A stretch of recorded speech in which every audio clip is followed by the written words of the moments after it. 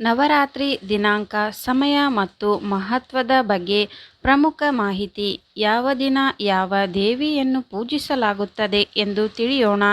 ಜೀವನದಲ್ಲಿ ಸಂತೋಷ, ಸಮೃದ್ಧಿ ಮತ್ತು ಸಂಪತ್ತು ಹೆಚ್ಚಾಗಲು ಏನು ಮಾಡಬೇಕು? ಉಪವಾಸ ವಿಧಾನವೇನು? ನವರಾತ್ರಿ ದಿನ ದೇವಿಯನ್ನು ಏಕೆ ಪೂಜಿಸುತ್ತಾರೆ?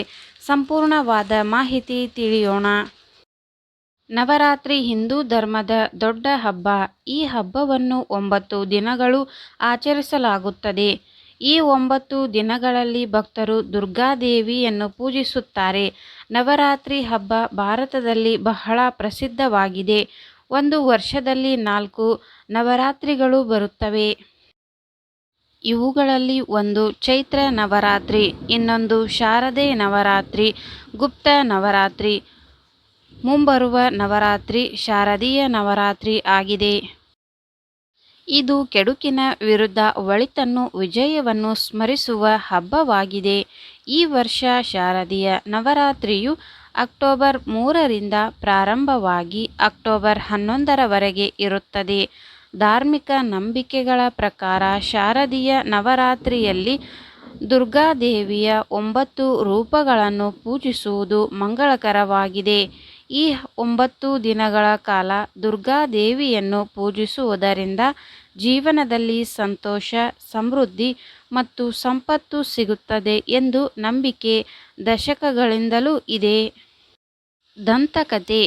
ಹಿಂದೂ ಪುರಾಣಗಳ ಪ್ರಕಾರ ರಾಕ್ಷಸ ರಾಜ ಮಹಿಷಾಸುರನು ಆಕ್ರಮಣ ಮಾಡಿ ಭೂಮಿ, ಸ್ವರ್ಗ ಮತ್ತು ನರಕದ 3 ಲೋಕಗಳನ್ನು ತನ್ನ ನಿಯಂತ್ರಣಕ್ಕೆ ತೆಗೆದುಕೊಳ್ಳುತ್ತಾನೆ. ಆಗ ಅವನನ್ನು ಕೊಲ್ಲಲು ಹೆಚ್ಚಿನ ಶಕ್ತಿ ಬೇಕಾಯಿತು. ಅಲ್ಲದೆ ಸೃಷ್ಟಿಕರ್ತನಾದ ಬ್ರಹ್ಮನು ಮಹಿಷಾಸುರನನ್ನು ಸೋಲಿಸಲು ಶಕ್ತಿಯುತ ಮಹಿಳೆಗೆ ಮಾತ್ರ ಸಾಧ್ಯ ಎಂದು ವರವನ್ನು ನೀಡಿದನು. ಆದ್ದರಿಂದ ತ್ರಿಮೂರ್ತಿಗಳಾದ ಬ್ರಹ್ಮ, ವಿಷ್ಣು ಮತ್ತು ಶಿವರು ತಮ್ಮ ಶಕ್ತಿಯನ್ನು ಒಟ್ಟುಗೂಡಿಸಿ ದುರ್ಗಾದೇವಿಯನ್ನು, ಅಂದರೆ ಪರಾಶಕ್ತಿಯನ್ನು, ರಾಕ್ಷಸ ರಾಜ ಮಹಿಷಾಸುರನನ್ನು ಸಂಹರಿಸಲು ಸೃಷ್ಟಿಸಿದರು ಎಂದು ಹಿಂದೂ ಪುರಾಣ ಹೇಳುತ್ತದೆ. 15 ದಿನಗಳ ಸುದೀರ್ಘ ಯುದ್ಧದ ನಂತರ ಪರಾಶಕ್ತಿಯು ಮಹಾಲಯ ಅಮಾವಾಸ್ಯೆಯಂದು ತ್ರಿಶೂಲದಿಂದ ಅವನನ್ನು ಕೊಂದಳು. ಹೀಗಾಗಿ 9 ದಿನಗಳ ಕಾಲ ಭಕ್ತರು ಪರಾಶಕ್ತಿಯ 9 ವಿಧದ ರೂಪಗಳು ಮತ್ತು ಅವತಾರಗಳಲ್ಲಿ ಪೂಜಿಸುತ್ತಾರೆ. ಶಾರದೀಯ ನವರಾತ್ರಿಯ ಮಹತ್ವ.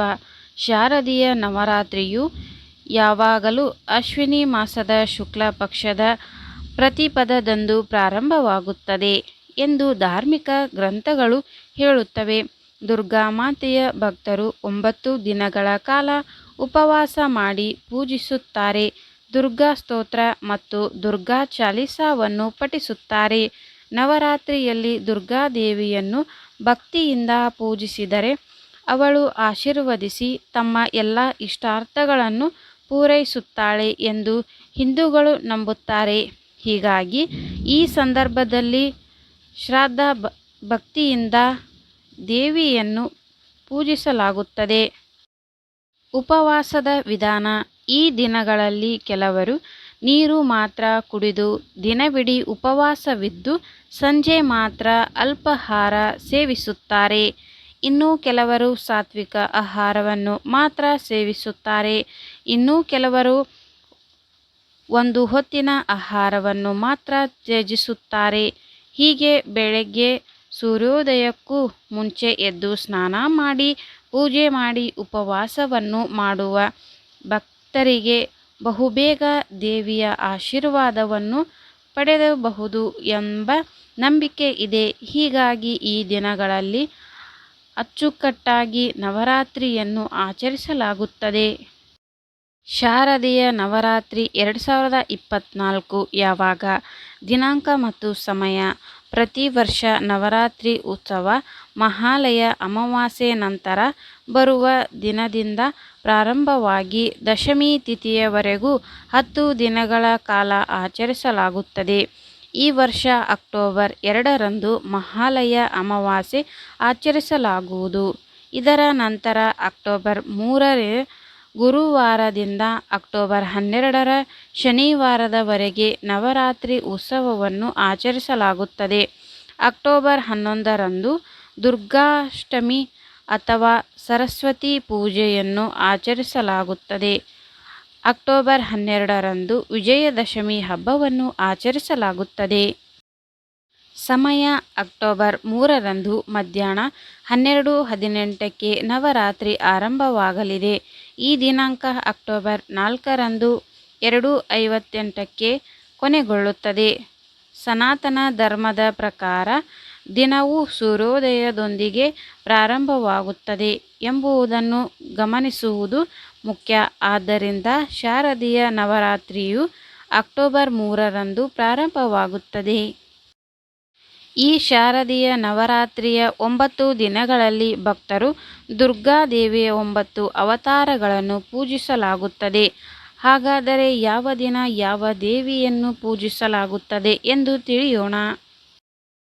ಅಕ್ಟೋಬರ್ 3ರಂದು ಶೈಲಪುತ್ರಿ ದೇವಿ, ಅಕ್ಟೋಬರ್ 4ರಂದು ಬ್ರಹ್ಮಚಾರಿಣಿ ದೇವಿ, ಅಕ್ಟೋಬರ್ 5ರಂದು ಚಂದ್ರಘಂಟಾ ದೇವಿ, ಅಕ್ಟೋಬರ್ 6ರಂದು ಕೂಷ್ಮಾಂಡಾ ದೇವಿ, ಅಕ್ಟೋಬರ್ 7ರಂದು ಸ್ಕಂದಮಾತಾ ದೇವಿ, ಅಕ್ಟೋಬರ್ 8ರಂದು ಕಾತ್ಯಾಯಿನಿ ದೇವಿ, ಅಕ್ಟೋಬರ್ 9ರಂದು ಕಾಳರಾತ್ರಿ ದೇವಿ, ಅಕ್ಟೋಬರ್ 10ರಂದು ಸಿದ್ಧಿದಾತ್ರಿ ದೇವಿ, ಅಕ್ಟೋಬರ್ 11ರಂದು ಮಹಾಗೌರಿ ದೇವಿ, ಅಕ್ಟೋಬರ್ 12ರಂದು ವಿಜಯದಶಮಿ ಆಚರಿಸಲಾಗುತ್ತದೆ.